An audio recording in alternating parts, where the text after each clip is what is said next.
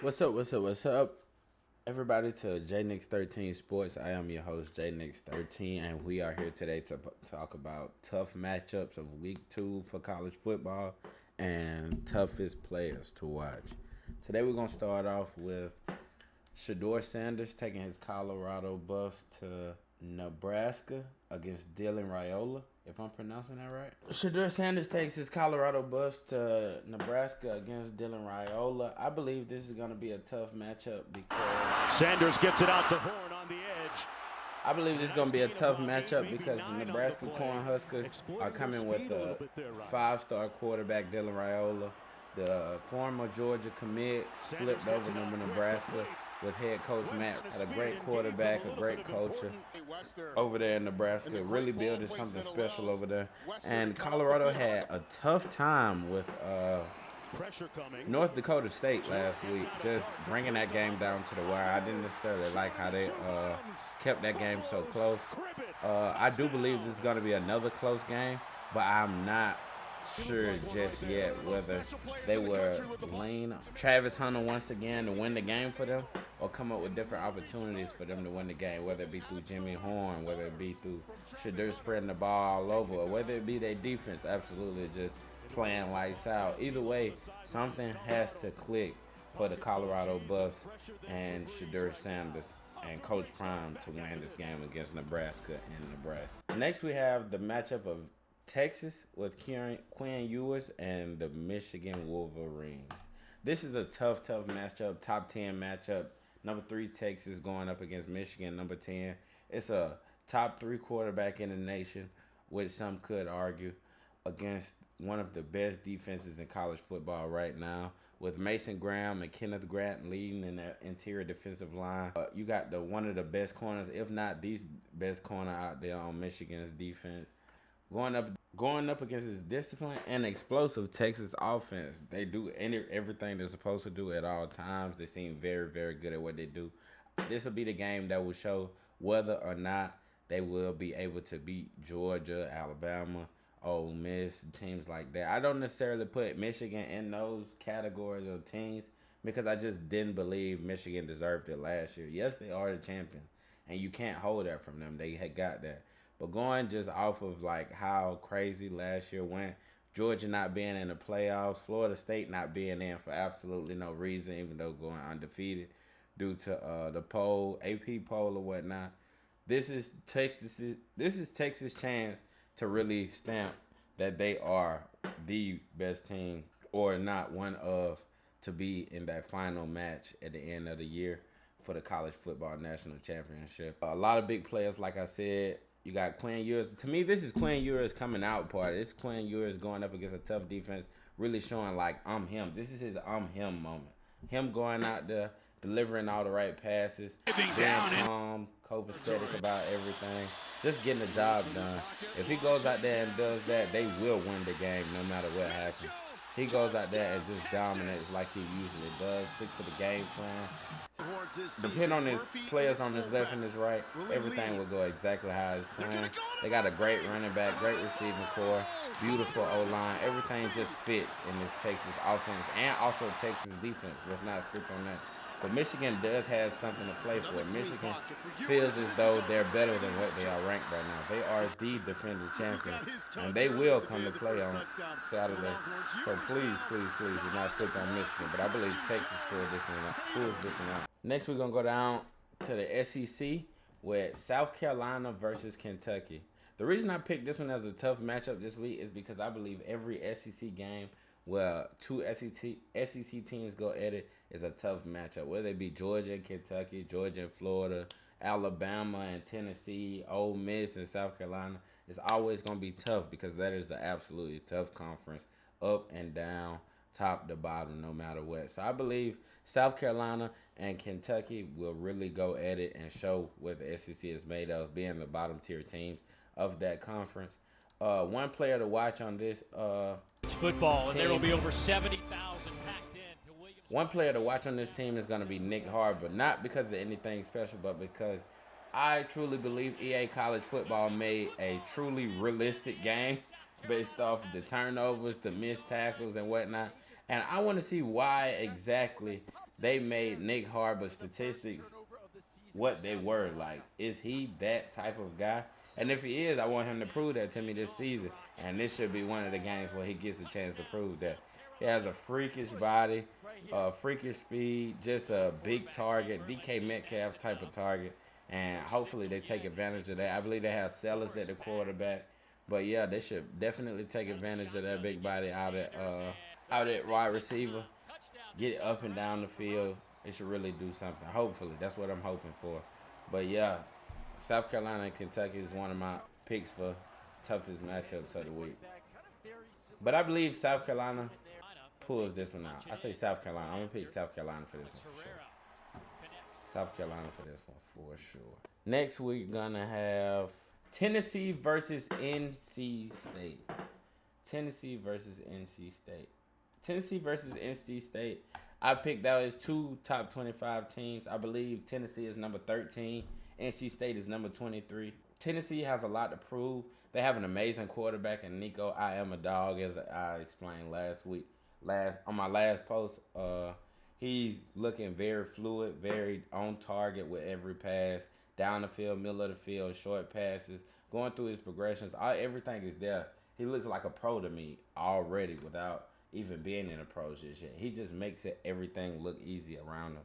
That's why I have him as one of the tough players of the week to watch, especially up against this matchup. And another player I have chosen is Casey Concepcion, a tough player to look out for. Great wide receiver. Great wide receiver. Gets open, tough, gets up and down the field, quick. Really got that get-to-it attitude.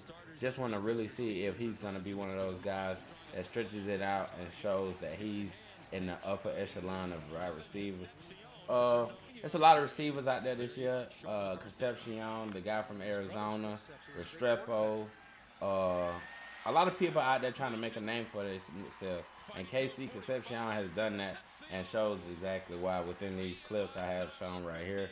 Last year, it says 64 receptions for 1,064 all-purpose yards, 10 touchdowns. Those are great numbers. I know he's not in the best conference or whatnot, but even in that conference, it's something really, really to look out for. He only could get better and better. I definitely believe he's an NFL talent, but those are my two players to watch, Nico I Am a Dog and KC Concepcion. Lastly, we're going to go over Oregon and Boise State. Oregon and Boise State was a choice for mine because this clip I'm playing in the back is going to be a clip from 2009 just to give you some background or whatnot.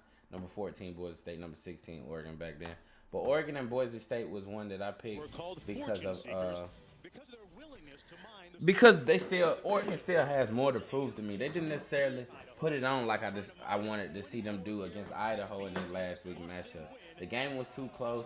It's supposed to be Oregon. You have this quarterback you got from Oklahoma. To me, doesn't hold a candle to the talent that Dylan Gabriel is. Dylan Gabriel last game went 41 for 49. I'm going to say that one more time. 41 for 49. 380 yards, 2 touchdowns against Idaho.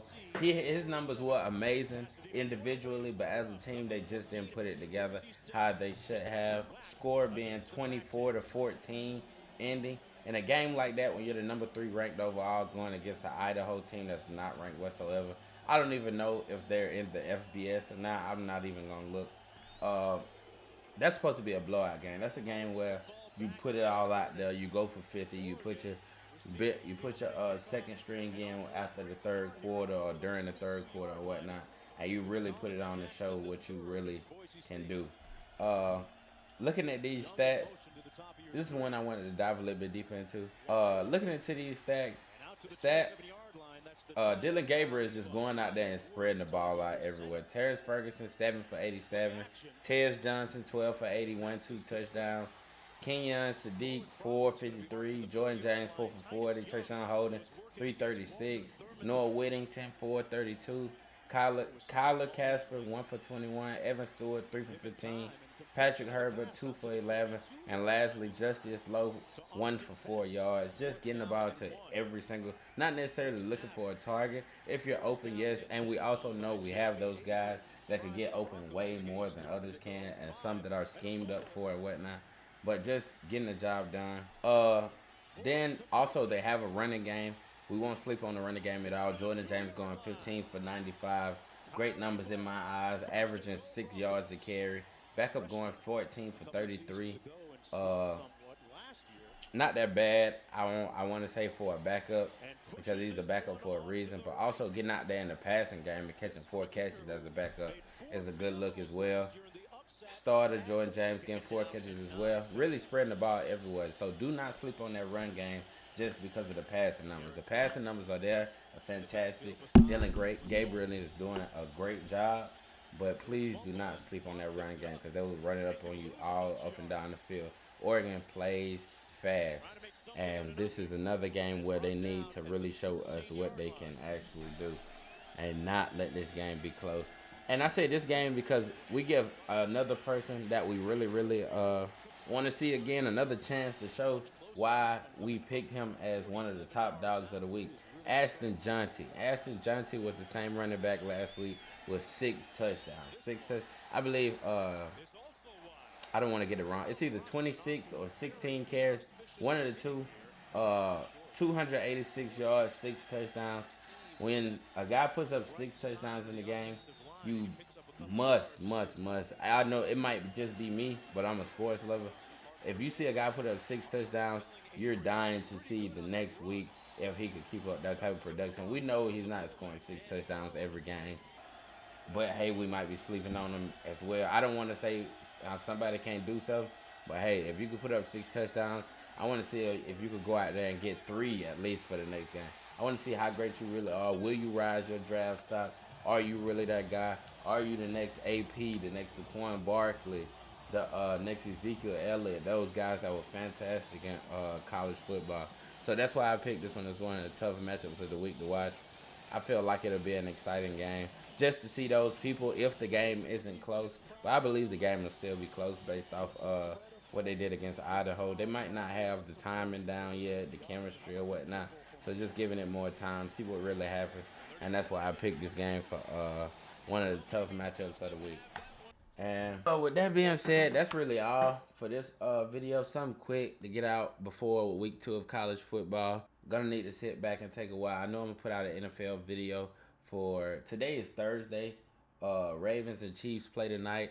So I'm gonna watch that game, probably do a review, throw it in with something else, or make it by itself.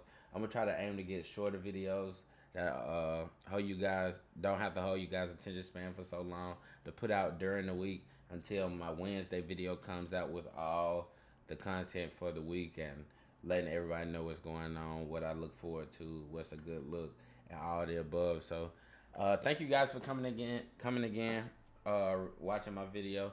Please leave a like, comment, and hit that subscribe button.